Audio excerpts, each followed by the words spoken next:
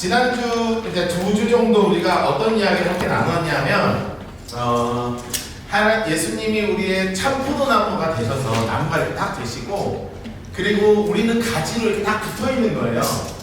그런데 이거를 관리하시는 분은 누구시냐면 우리 농부 되시는 하나님이신 거예요. 그래서 가지치기도 하시고 퇴비도 주시고 바람도 솔솔솔솔 통하게 병충해도 막 당하지 않도록 온갖 관리를 하시는 분이 우리 하나님이시고, 그리고 여기 안에서 뿌리에서부터 양분을 이렇게 쭉 끌어올려서 우리로 하여금 열매를 맺게 하시는 분이, 가지에 열매를 맺게 하시는 분이 우리 하나님이십니다.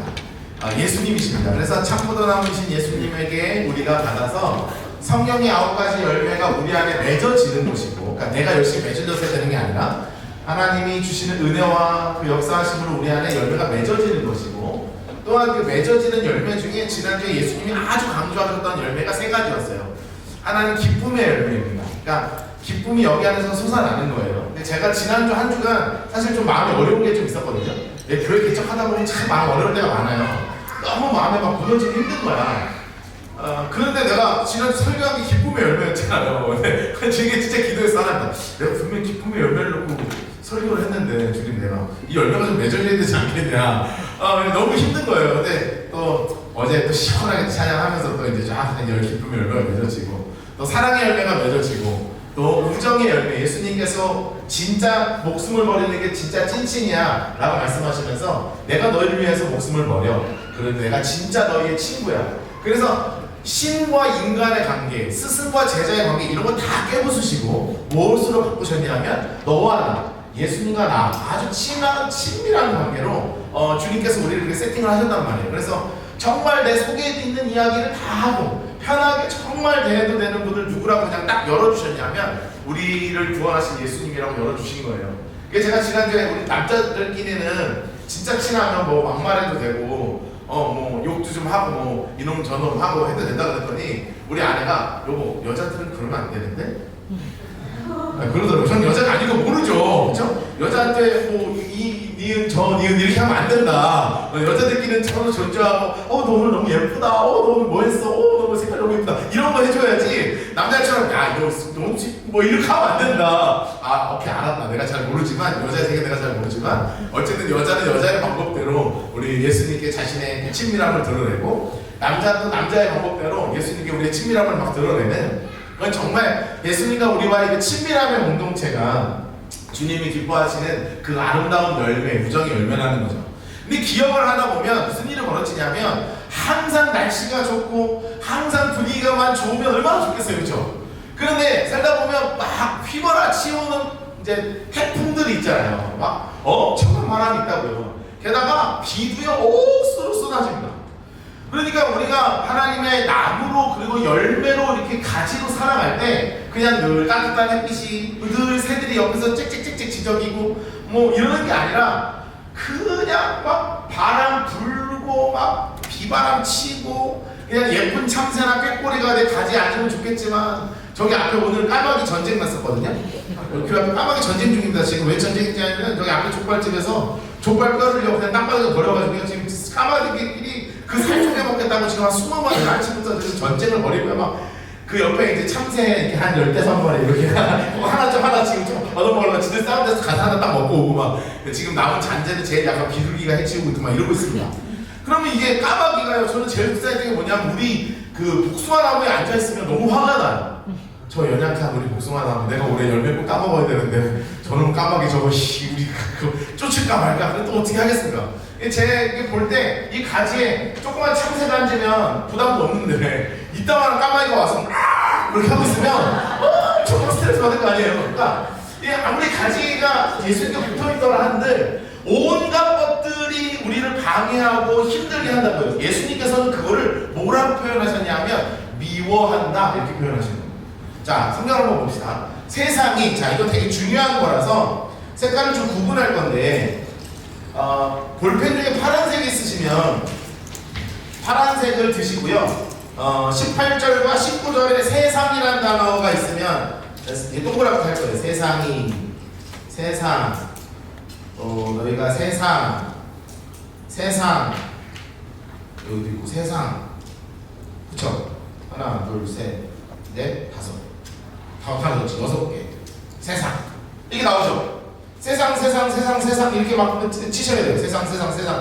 자, 그리고요, 빨간색 볼펜이 있으면 미워한다, 박해한다, 이럴 때 칠 거예요. 미워한다, 박해한다. 자, 18절에 미워한다. 자, 그리고 19절 끝에도 미워한다. 그렇죠? 그리고 20절 중간에 보면 박해한다. 또 저기 맨 끝쪽으로 할까요? 23절 쪽에 보시면 미워한다.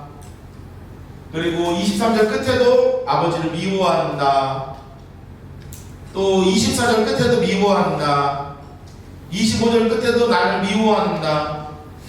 그래서 세상이라는 단어가 몇 번 나오냐면 6번 나오고요. 옆에다 이렇게 써놓으세요. 세상 곱하기 6번이고 미움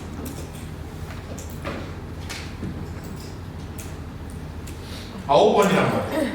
하나, 둘, 셋, 넷, 다, 8번이네. 빠졌나? 20절. 그래요. 박해. 그래. 하나, 둘, 셋, 넷, 다, 8이네. 또 쓰거지. 어디요? 20절에 하나 더. 나를 박해. 박해. 그래. 박해. 여기 박해. 자, 그래가지고 미움 곱하기 박해가 총 9번이 나온단 말이에요. 그러니까 예수님이 우리에게 계속 강조하시는 게 바로 뭐냐면 받을 것이 있는데 그게 바로 뭐냐면 미움을 받을 것이다, 박해를 받을 것이다, 이렇게 계속 이야기하고 있습니다. 여러분, 실제로 이렇게 할 수밖에 없는 게 지금 노사도이신 이 요한께서 요한복음을 쓰실 때가 몇 년도냐면 AD 80년에서 83년 정도입니다. 그러니까 예수님이 AD 33년쯤에 승천하셨으니까 예수님이 승천하시고 50년 정도가 지났을 때 엄청난 핍박이 요한에게 쏟아지기 시작할 때예요. 이제 여기서 한 5년 정도 있다가 반모섬이라는 데로 아예 유배를 가시거든요. 그러니까 기독교에 대한 본격적인 박해가 막 시작되는 때 하나님이 요한에게 기억나게 하신 게 바로 뭐냐면 그래, 이 말씀이야. 너희가 앞으로 나 때문에 미움을 받게 될 것이고 세상에게 미움을 당할 것이고 세상에게 박해를 당할 것이야 라고요 미리 예수님께서 엄청나게 강조해서 막 쏟아붓듯이 미리 말씀을 해주신 사항이란 말이에요. 여러분, 예수님 이후로요 한 번도 기독교는 세상에 환영을 받은 적이 없습니다. 기억해보세요. 세상에 한 번도 막 존경과 사랑을 받은 적이 없어요. 진짜 없다니까요. 우리나라에 기독교가 들어왔을 때 언더우드 선교사님, 아펜자로 선교사님 이렇게 들어오실 때 들어올 때 기독교가 사랑을 받았겠어요? 박해를 받았겠어요? 박해받았죠. 그래서 막 이 성경을 막 어떻게든 번역하고 싶어서 나가가지고 막 누가 보고 막 번역해갖고 한국에 겨우 갖고 들어오면 그거 막 걸렸다고 막 목 자르고 막 어떤 사람은 이따가 쓸데없다고 그러고 막 찢어갖고 성경 벽지에 바르고 그 벽지에 바르고 있다가 예수 믿고 막 이런 일들이 벌어졌단 말이야. 한국교회 안에 진짜 그런 일들이 막 벌어졌어요. 그런데 한국교회에서 잘못한 게 뭐가 있냔 말이에요. 하나님의 시각으로 바라볼 때 뭐가 문제였냐면 너무 술을 많이 먹는 거야. 시각으로 바라볼 때 너무 담배를 많이 피고 너무 도박과 노름에 빠져 있는 거예요. 그래서 기독교적인 시각으로 금연운동 시작했어요. 여러분, 사실 성경에는 술 먹어도 괜찮아요. 술 취하지 말라 그랬지. 예수님도 포도주 마셨단 말이에요. 그러면 여러분 먹으라는 얘기가 아니잖아요. 그렇게 얘기하면 오케이, 예수님도 먹어서 오케이 한 잔 이렇게 하는 게 아니라 너무 한국교회 사회에 들어왔더니 아주 할아버지한테 모든 사람들이 너무 일찍 죽는데 왜냐하면 하루 종일 공덕대에서 담배 피고 있고 하루 종일 술만 먹고 있는 거예요. 그러니 이거는 도저히 안 되겠다. 예수님이 술 취하지 말라 이런 방탕한 것이니 하셨으니 우리 모든 방탕함을 끊어버리자 하고요. 정말 이런 것들을 이제 나눠버렸단 말이에요. 그랬더니 미워하기 시작하는 거예요. 게다가 무슨 일이 벌어지냐면 노예들이 너무 많았죠. 노비들도 있었고. 기독교 안에 노비가 없잖아요. 신분이 없잖아요. 그러니 노비를 같이 안 찼어. 예배당 안에 같이 안 찼다니까요. 심지어 한국교회 기록을 보면 그 주인보다, 주인이라고 표현할 수 있죠? 주인보다 노비인 이 종이 먼저 장로가 된 교회가 있어요. 집에 가면 어르신하고 바깥 따주는 분이 교회 가면 주인이 장로님 이렇게 했다니까요. 이게 굉장히 이상한 일들이 벌어지는 거예요. 왜냐하면 기존 모든 사회를 어떤 가치 기준으로 바라보냐면 성경적 가치 기준으로, 예수님의 가치 기준으로 바라보니까 잘못된 것들을 막 이제 내리치기 시작하는 거예요. 바꿔나가기 시작하는 것입니다. 여러분, 우리 최근에도 몇 년 전에 차별금지법 때문에 엄청 어려움이 있었죠. 왜냐하면 뭐 교회마다 차별금지법이 난리였습니다. 차별하면 안 된다는 거죠. 차별적 언어를 쓰면 안 된다는 거예요. 우리 성경 기준으로 살아가니까 어떻게 우리가 동성애를 오케이 하겠습니까? 동성애는 죄라고, 성경에서 죄라고 하는 걸 죄라고 얘기할 뿐인데 그거 안 된다고 얘기하라는 거죠. 그런데 사실은 솔직히 얘기해서 동성애 하는 사람들 몇몇을 제외하고는 어떤 일반인들이 동성애를 옹호하겠어요? 어떤 일반인들이 동성애를 옹호하겠어요? 내 자식이 아빠 남자친구가 생겼어요. 데리고 갔는데 남자야. 막 이러면 막 서로 막 앞에서 아빠 앞에서 볼에 뽀뽀하고 막 이러면 막 어느 엄마 아빠가 그래 우리 집은 열린 집안이다. 할렐루야는 안 하겠지. 그래 너 참 훌륭하다. 그래 입양을 한 생각이니 뭐 누가 오마니 뭐 이렇게 하겠냔 말이야. 안 한단 말이죠. 아까 기본적 모든 사회가 받아들일 수 없는 것을 심지어 법제화하는 것을 성경의 눈으로 이야기할 때 계속 그냥 기독교 너네는 고지식한 놈들, 기독교 너네는 나쁜 애들 아주 프레임을 짜서 그냥 우리는 늘 그렇게 살아왔어요. 기독교는 어떤 세상에서도 단 한 번도 환영을 받지 못했어요. 왜 그러냐? 주님이 미리 계속 알려주신 거. 왜 그러냐? 왜? 이게 바로 뭐냐면 세상이 너희를 미워했기 때문이다 라는 거예요. 여러분, 싫어했다는 말이 아닙니다. 미워했다는 말입니다. 싫어했다는 것은 호불호가 갈리죠. 싫어하는 것은 호불호가 갈려요. 저는 평양냉면을 좋아합니다. 내가 자꾸 설교 때 음식 얘기해가지고 음식 얘기가 끝나고 나면 가고 뭐 하는데 그러지 마요. 제 이야기 편하게 그래. 평양냉면을 저는 너무너무 좋아합니다. 저는 진짜 평양냉면을 좋아해요. 너는 마지막에 죽기 전에 뭐 먹을래? 그러면 나는 냉면 먹고 죽을 거야. 난 냉면 정말 좋아합니다. 근데 제가 경상도 와가지고 냉면이 없어요.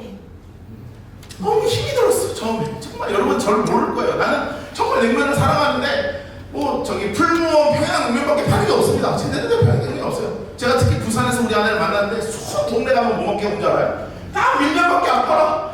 그놈의 밀면은 나는 싫어. 왜냐하면 너무 자극적이야. 맛이 막 간에게 잔뜩 넣고 막 식초 잔뜩 넣고 막 겨자 잔뜩 넣고 막 자극적으로 막 쩍쩍쩍 빨아대는데 나는 그게 싫어요.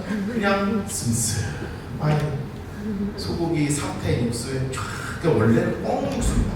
진짜 뻥을 톡 봐서 그 슴슴하게 그 시원하게 거기에 동치미 한 숟갈 탁 넣어서 막 그 시원한 묵은 것 같이 식초를 면에 뿌리는 거예요. 식초 여러분 이해하셔야 돼요. 식초는 국물에 뿌리는 게 아니야. 면에 뿌리는 거예요. 면에. 그리고 겨자는 조금만 국물에 탁 하면 알싸한 향이 탁 퍼지면서 할 때 오는 그 짜릿함이 있습니다. 그런데 이 맛을 모르는 사람은 뭔 맛이야? 이 맛도 내 맛도 아닌데 이거 왜 이거 16,000원씩 하고 이걸 왜 이렇게 하는 거지? 이렇게 하지만 아는 사람은 이게 할 때 그 전두엽 어딘가에서 빵빵 터지는 그 행복함이 있습니다. 여러분 이거를 가지고 우리 아내를 데리고요. 제가 서울에서 제일 맛있는 냉면집을 몇 군데 데려갔더니요. 호불호가 생기는 겁니다. 우리 아내가 딱 첫 술 뜨자마자 여보 이게 음식입니다. 이게 사람이 먹을 것이냐. 이게 닝닝한 걸 뭔 맛으로 먹냐 도대체. 근데 저는 딱 뜨자마자 그 육향과 그 메밀의 그 향이 쫙 올라오는 여보 이거 드디어 내가 고향에 온 것 같다. 뭐 이런 이제 서로 이게 있어요. 그러니까 싫어하고 좋아하는 거는 호불호의 영역입니다. 그런데 미워한다 하는 것은 어떤 영역이에요? 감정적 영역을 넘어서 적대적 영역이에요. 적대적인 역할을 하는 것입니다. 그래서 옆에다 이렇게 적어 놓으셔야 되는 게 뭐냐면 싫어한다는 것은 이거는 호불호의 영역이고요. 미워한다는 것은 히브리어로는 사실은 미세오라는 단어를 쓰는 거예요. 근데 미워한다는 것은 뭐냐면 감정을 넘어서서 이렇게 써놓으세요. 감정을 넘어 적극적인 적대예요. 그러니까 아주 감정을 넘어서서 적극적으로 예수를 밀어낼 것이다. 적극적으로 나는 NO! 라고 이야기하는 영역이 바로 뭐냐면 죄 것이라는 거죠. 이게 세상이 늘 우리를 향한 태도가 바로 이렇습니다. 여러분, 그래서 청년들이나 어떤 성도님들이나 늘 그런 질문을 하실 때가 있어요. 그러면 기독교와 세상은 이게 공존해야 되는 거 아니냐? 아, 맞죠? 우리가 이거를 잘 받아들여야 돼요.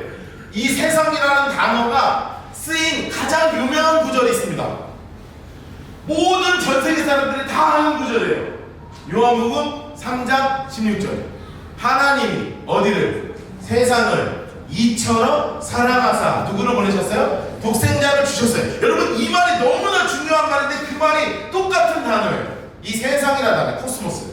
여러분, 왜 이 단어가 쓰였냐 하면 하나님은 모든 세상을 정말 사랑하셔서 세상을 향한 구원의 길을 위해서 예수 그리스도를 우리에게 열어주셨습니다. 보내주셨습니다. 너무나 사랑해요.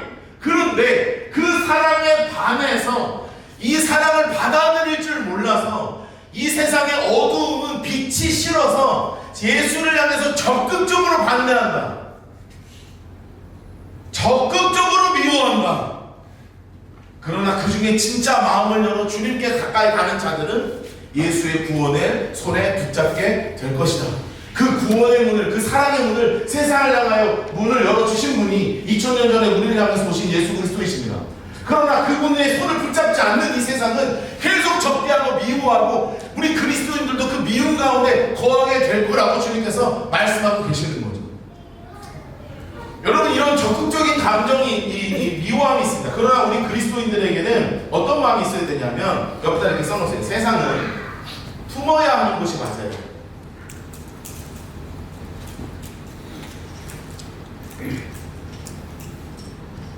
사랑하고 품어야 돼요. 누구처럼? 예수님처럼. 세상이라는 곳은 예수님처럼 사랑하고 품어야 하는 곳입니다. 그런데 세상의 가치관을 본받으려 하면 안 돼요.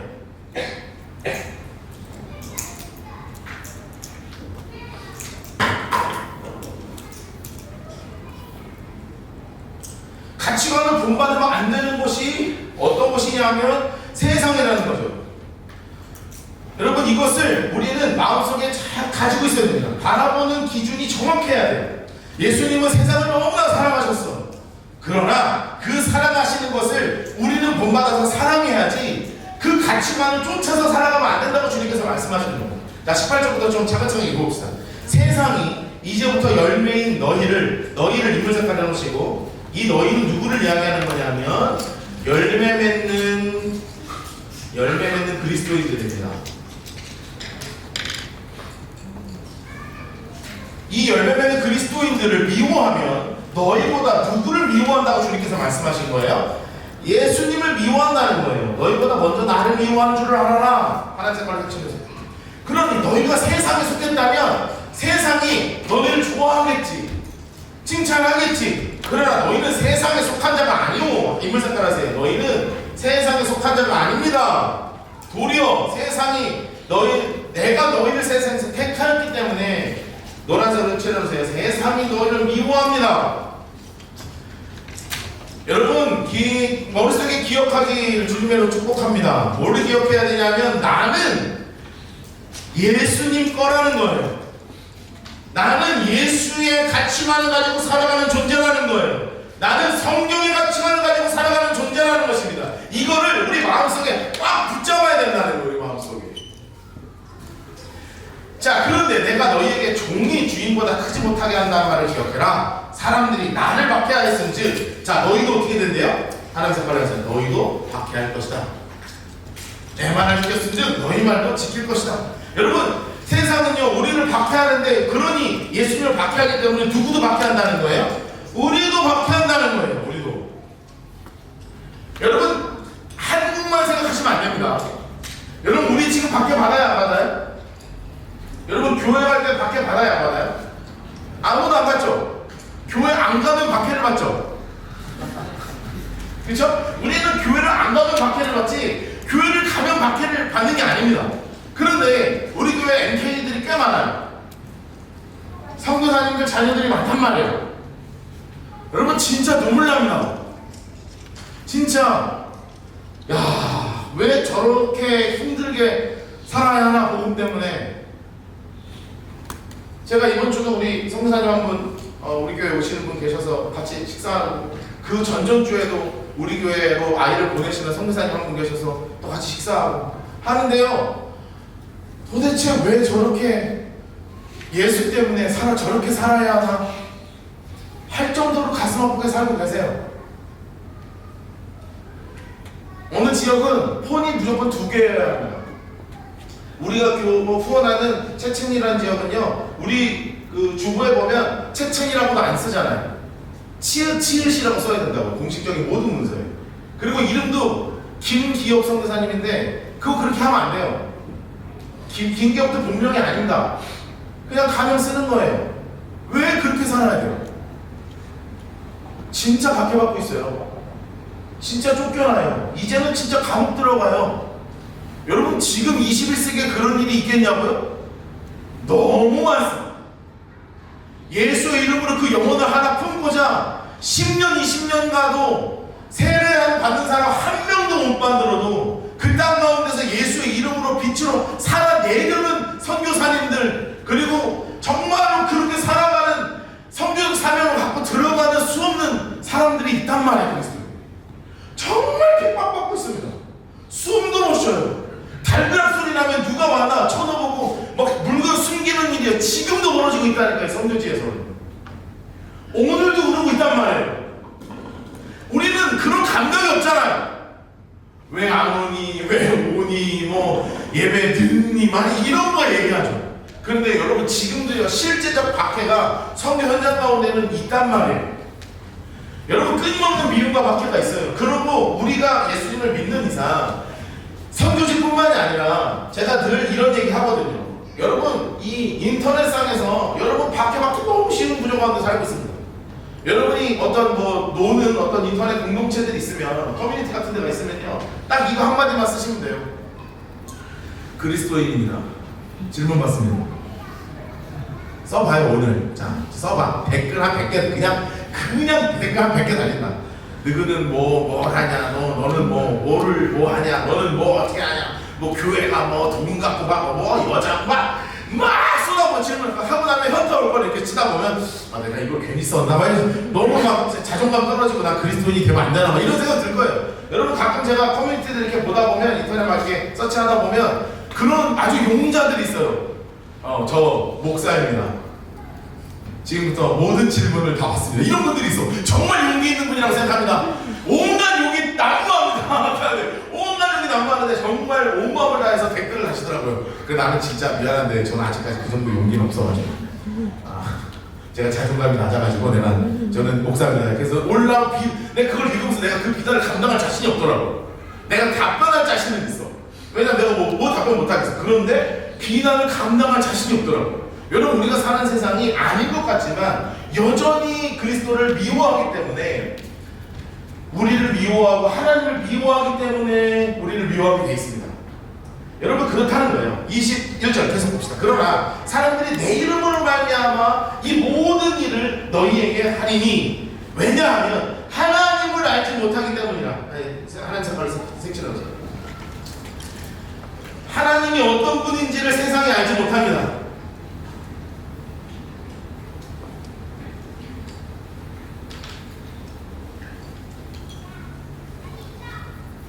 여러분, 세상이 어떤 분인지를, 하나님이 어떤 분인지를 세상이 절대 알 수 없다는 거예요. 그리고 나서 예수님을 통해서 우리에게 진짜 드러내신 게 있습니다. 그게 바로 뭐냐면 22절이에요. 22절 빨간색 볼펜으로 동그라미로 별표 하나 쳐놓으셔야 돼요.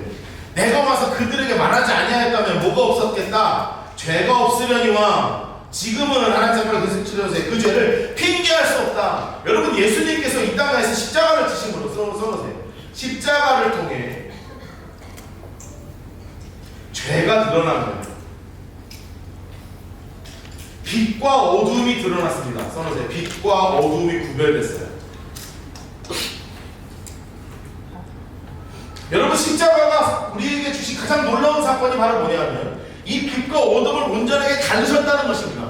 예수 안에 거하면, 이 십자가 안에 거하면 우리는 어떤 존재 가운데 살아가는 거예요? 빛으로 살아가는 것이고, 아무리 세상에서 착하게 도덕적으로 산다 한들 예수 안에 거하지 않으면 그것이 진짜 죄악된 어두움이다 라고 빛과 어두움을 예수님의 십자가를 통해서 완전히 갈라두셨단 말이에요. 여러분, 이렇게 되는 것입니다. 자, 보겠습니다. 나를 미워하는 자는 또 누구를 미워하는 거래요? 예수님 색깔로 설치해주세요. 내 아버지를 미워하는 자, 나를 미워하는 자, 아버지를 미워하는 자. 세상은 누구를 미워하냐 하면 예수님을 미워하고 하나님을 미워하고 성경적 모든 근거들을 다 구분해요. 제가 이번 주에 제가 이제 잘 보는 유튜브 채널이 하나 있어요. 과학 채널하고 역사 채널 관련된 걸 제가 자주 봐요. 이제 공부하는 느낌으로 이렇게 봅니다. 근데 지난주에 올라오는 거 보다가 너무 좀 짜증이 나는 거야. 짜증이 나는 거예요. 왜 짜증이 났냐면 제목이 너무 안 누를 수 없는 그 제목이었어요. 모세의 홍해 사건은 역사적 진실인가? 뭐 이런 거야. 이거 목사로서 안 눌러볼 수 없잖아. 눌렀습니다. 그랬더니 이제 거기에 누가 앉아있냐면 이집트 학자, 그리고 이슬람 학자, 그리고 우리나라 역사학자, 뭐 이렇게 둘이 이렇게 해서 4명이 앉아서 고고학적 증거에 대해서 모세가 출애굽을 했던 사실이 거짓임을 막 얘기하는 거예요. 나는 너무 웃겼어. 왜냐하면 그 얘기를 하는데 성서 고고학자들이 있거든요. 그런 사람들은 대로 안 놓는 거야. 그 지들끼리 그 이슬람 학자면 당연히 생각해보면 이슬람 학자가 당연히 모세는 아니라고 해야 되는 거 아니야?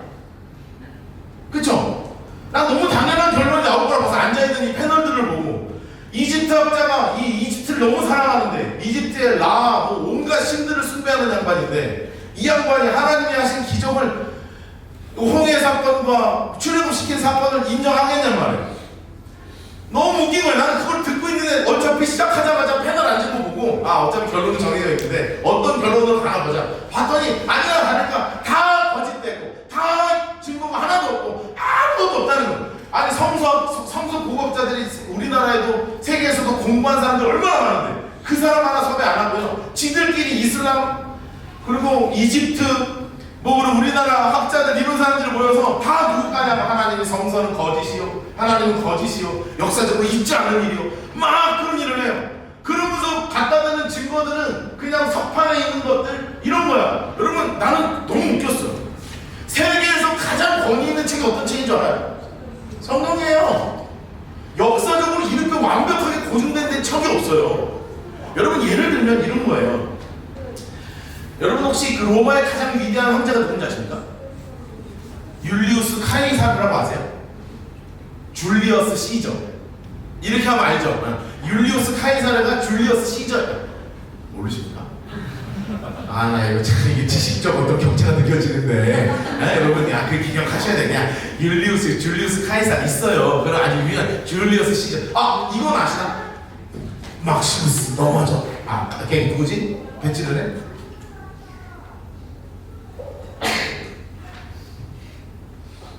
아직 누구 때는 아무도 해야지.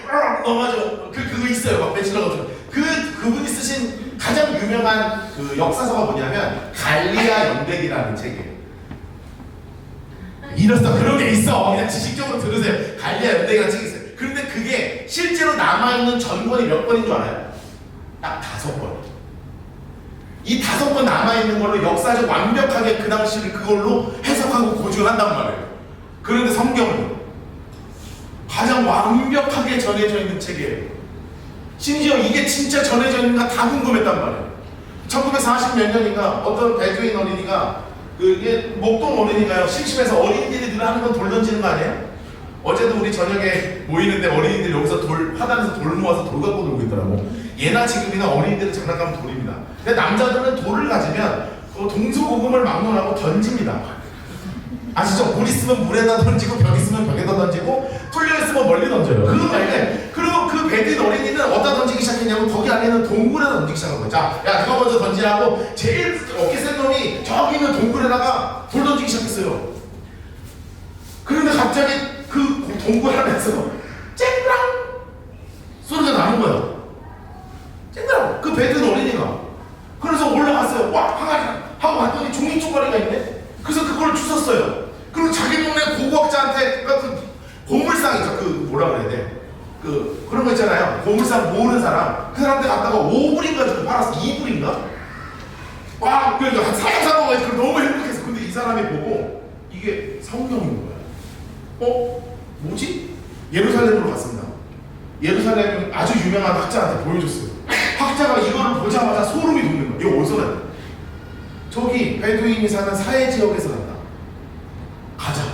원정대 뿌려갖고 거길 파기 시작하는데 진짜 2000년 전 예수님 시대에 쓰여졌던 두루마리가 나오기 시작하는 거예요. 그게 그 유명한 사해 사건이라는 책이에요. 그래서 모든 성경학자들이 흥분하기 시작했습니다. 왜냐하면 너무 궁금했거든. 2000년 전의 책과 지금과 동일한가? 동일한가 안 동일한가? 똑같아요. 이사야서가 전권이 나왔거든요. 이사야서에 물론 어미들이 조금 틀린 게 있어요. 니까, 니껴 이런 거 틀린 것처럼. 경북 어민 니껴, 밑으로 내려가면 햇노 이렇게 하거든요. 여기 가면 햇노, 위는 햇니껴 이렇게 한단 말이에요. 이 차이가 있지. 어미가 똑같은 그 내용이. 야, 완벽한 책이구나. 완벽한 하나님의 말씀이구나. 고고학적으로도 완벽하구나. 이렇게 완성돼서 발견될 수가 없어. 구약 성경에 거진 전부가 다 발견된 거예요. 똑같습니다. 이게 그 유명한 사해사건 사건이에요. 지금도요, 가면 이런 두루마리로 이게 다 전시되어 있는 데가 있어요. 우리나라만 없고 전 세계 되게 많아. 가면 이게 다 있어요. 여러분, 이게 왜요? 고고학적 증거도 너무 완벽해. 실증적 증거도 너무 완벽해. 그런데 또 하나만 와요. 딱 하나만 차이가 나요. 뭐냐면 하나님을 사랑하냐, 하나님을 싫어하냐, 미워하냐. 이 차이로 이게 진실이냐 거짓이냐가 구별되는 시대 가운데 살고 있다니까요. 여러분, 왜 그렇게 되냐? 예수님이 미워요, 감정적으로. 이걸 넘어서 적극적으로 싫어. 하나님이라는 존재가 적극적으로 싫어. 여러분, 정말로 축복합니다. 여러분은 세상이 정말 싫어하는 종교를 갖게 된 거예요. 축하합니다. 축복합니다. 그런데 그 길이 진짜 살아날 수 있는 유일한 구원의 길이에요. 여러분, 이것을 마음속에 품기를 주님으로 축복합니다. 자, 그러네 이렇게 써 있습니다. 24절. 내가 아무도 못한 일을 그들 중에 하지 않았다면 그들이가 죄가 없었을 거야. 아무도 하지 못한 일이 뭐예요? 초록색 오렌색. 이게 바로 십자가죠. 아무도 하지 못한 일이 누구예요? 이게 바로 내일 지실 십자가란 말이에요.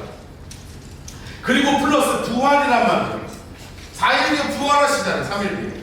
여러분, 십자가와 부활, 이게 아무도 못한 일을 하지 않았으면 죄도 드러나지 않았어요. 근데 이미 죄는 드러나 버렸고 십자가에서 죄 문제가 해결돼 버렸어요. 이것을 믿냐 안 믿냐 문제만 남았단 말이에요. 그러니 미워할 수밖에 없는 거예요. 왜 길이 이거밖에 없어야 돼요? 그들이 나와 내 아버지를 보았고 또 미워한다. 그러나 그들은 율법에 기록된 바 그들이 이유 없이 나를 미워했다 한 말을 응하게 한다. 여러분, 이유가 있다 없다? 이유가 없다. 노란색으로 쳐놓으세요. 아무 이유가 없어요. 아무 이유가 없습니다. 그러면서 예수님께서 무슨 말씀을 하시냐면, 자, 그러면 어떤 박해를 받게 될 것인가? 옆에다 이렇게 써놓으세요. 26절 때 구체적인 박해의 내용이에요.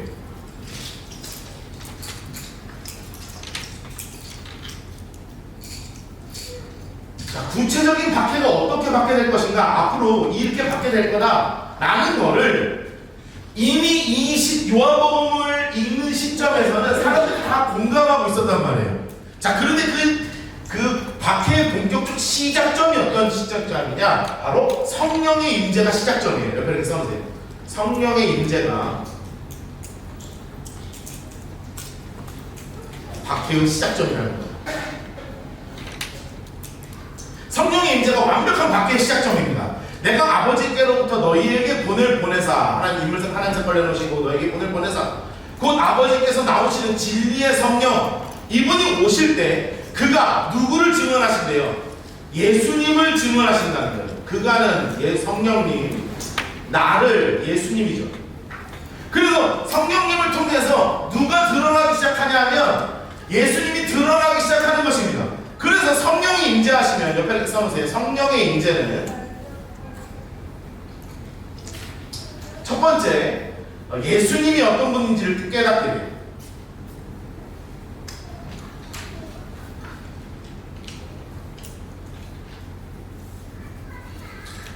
그렇고 나면 무슨 일을 벌어지냐면 적극적인 증인이 됩니다. 저 히터 좀 꺼주시면 안 돼요? 안 더워요? 나만 더운가? 하긴 별로 매주도 없습니다. 여러분 적극적인 증인이 되는 거예요. 여러분 예수님께서 우리의 삶에 원하는 것이, 그래서 27절 보세요. 너희도 처음부터 나와 함께 있었으므로 무엇을 한다?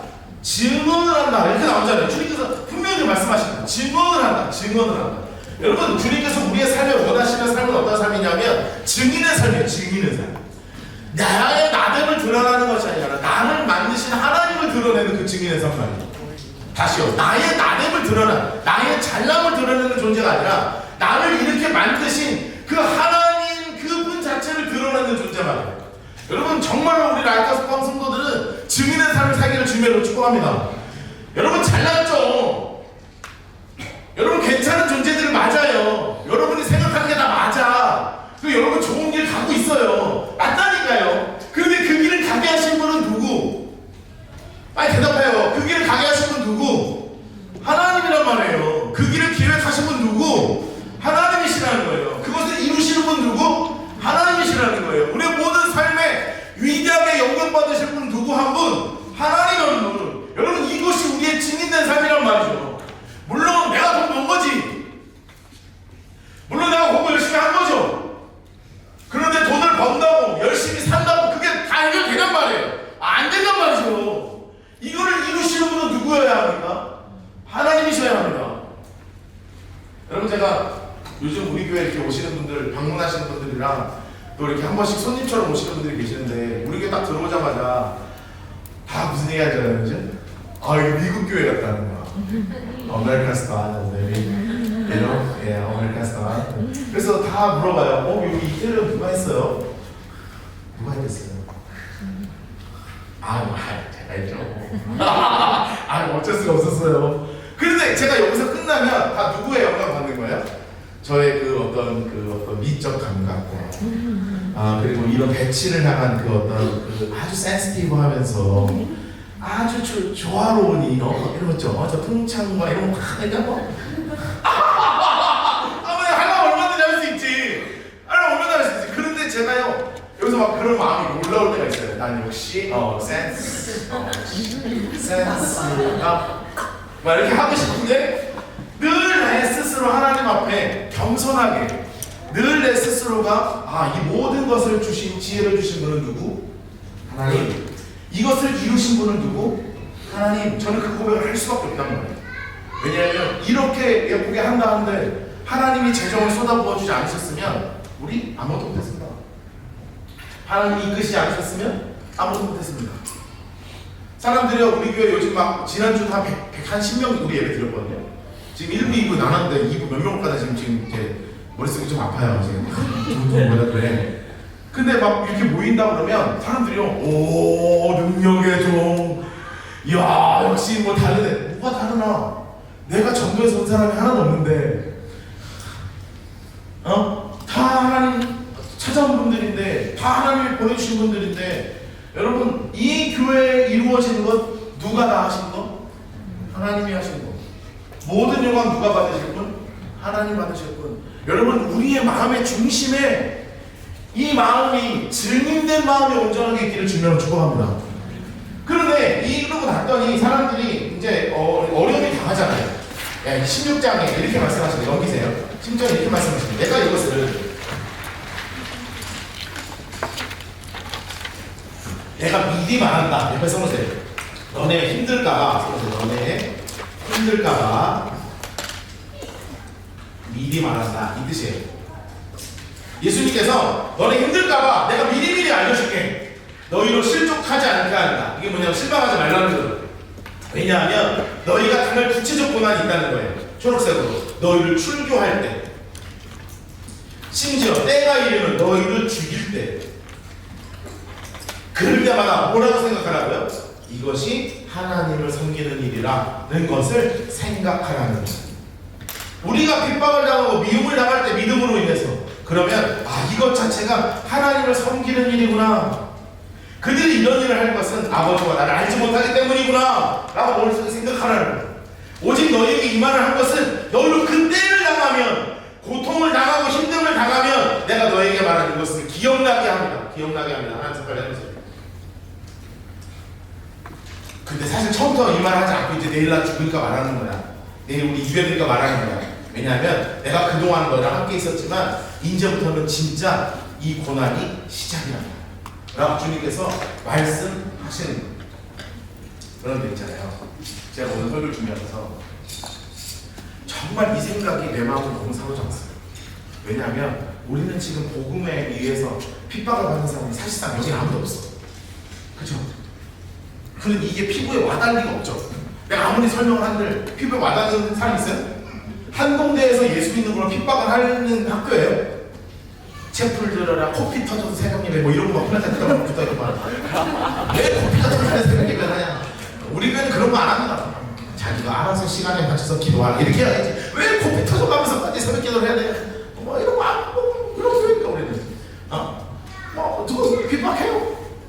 여러분 오히려 내가 아까 웃으면서 얘기했지만 진짜 반대로 엄마 아빠가 너 이번 주 교회 가서 잤는데 너는 왜 학교를 보냈는데 왜 그래 아까 막 잔소리 듣고 막 이렇게 할 수밖에 없다 그렇잖아요. 여러분 이게 뭐를 위한 줄 아세요? 핍박이 없으니까 복음에 안일해지기 시작해요. 핍박이 없으니까 복음에 안일해져요. 여러분 제가 그래서 아니라는 말이 뭐라고 했더니 찾아봤더니 상징적으로 이런 거 너무 편해서 발전이 없다. 이렇게 자유로우니까 성경을 안 그래요. 왜냐하면 아무도 뭐라고 안 하니까. 만약에 여러분 만약에 있잖아요. 진짜 성경 읽는 걸로 핍박하기 시작하잖아요. 미안한데 여러분 성경을 암송할 거예요. 너무 읽고 싶어서 요한복음을 처음부터 끝까지 암송하고 있을 거예요. 말씀 너무 갈급해서. 말씀이 너무 갈급하니까 요한복음을 만약에 잠깐 한 달 해외 나갈 일이 있으면 하루 종일 무릎 꿇고 앉아가지고 하루 종일 요한복음을 암송하고 있을 거예요. 왜냐하면 그 성경을 읽지 못하는 곳에 들어가면, 말씀 읽지 못하는 곳에 들어가면 암송한 것밖에 내 삶에 남는 게 없거든. 그런데 지금 있잖아요. 마음껏 읽으라고 하니까요. 아무도 안 읽어요. 마음껏 기도하라고 그러니까요. 아무도 기도 안 한단 말이에요. 만약에 기도하면 잡혀간다고 해봐요. 그럼 어떻게 기도하겠어요? 입을 쓰고 덮어놓고 촛불 켜놓고 그리고 무릎 꿇고 창문 다 열어놓고 그리고 예배한단 말이에요. 지금도 세계에서는 그렇게 예배드리고 있단 말이에요. 너무나 소중해서. 찬양이요. 아무데도 뭐라 아무도 안 해요. 그러니 어제 우리 윌럼 오는데도요. 절반이 다른 교인이었어. 진짜 승질나네. 내가 우리 교인 때문에 열어놨는데 우리 교인은 반도 안 하고. 여러분 왜요? 찬양을 아무 따라 해도 상관이 없거든요. 그러니 아무 때도 안 하는 거예요. 이게 바로 복음을 향한 안일함입니다. 저는 이 시대의 이 풍요로운 대한민국에서, 이 자유로운 대한민국에서 진짜 복음 앞에 정말 제대로 서야 하는 우리가 복음에 안일하게 살고 있단 말이에요. 진짜 누구보다 안일하게 살고 있다. 아무도 말씀 읽지 않으려 하고 아무도 기도하지 않으려 하고 정말 큰 일이 있을 때만 찾아와서 기도하고 그렇지 않으면 기도하지 않으려 하고 애를 쓰지 않고. 여러분 이것이 복음의 안일함입니다. 사탄이 이 시대의 우리 대한민국의 기독교 안에 이것을 심었어요. 근데 이것이 어디서부터 시작된 줄 알아요? 서구의 교회들, 영국, 프랑스, 네덜란드, 이탈리아, 스위스, 심지어 지금은 미국, 그 위에는 캐나다까지. 얼마 전에 캐나다에서 발표가 나왔습니다. 캐나다에서 가장 큰 교단이 UCC라는 교단이에요. 그 교단이 10년 전에 76만 명이었어요. 교단에 등록된 성도가. 근데 2023년 기준으로 36만 명으로 60%가 줄었습니다. 그거는 비단 캐나다만의 문제는 아니에요. 대한민국의 많은 교단에 코로나가 지나고 나서 실제 숫자가 30% 이상 깎았습니다. 왜요? 너무 자유로워서. 너무 안일해졌어요. 또 복음을 진지하게, 성경을 진지하게, 기도를 진지하게 내 삶에서 대하자. 그리고 개인의 신앙을 중요시하면서 교회라는 공동체적 신앙을 뒤로 하면서, 그러면서 교회들이 무너집니다. 이것은 복음의 안일함 때문입니다. 사랑하는 성도 여러분, 자유를 주신 하나님은 우리가 그 자유함 가운데 은혜를 누리기를 원하시는 것이, 자유 때문에 복음을 안일하게 대하라고 말씀하시는 것이 아닙니다. 이 시대의 핍박은 외부적 핍박이 아니에요. 이 시대의 핍박은 내부적 핍박. 복음을, 성경을, 예배를, 기도를, 찬양을, 그리고 우리 예수 그리스도를 모든 진심을 다하여 깊은 곳에서 정성으로 대하는 진짜 그리스도인들이 우리 라이트하우스 포함 성도들이었으면 좋겠습니다. 그렇게 되기를 주님의 이름으로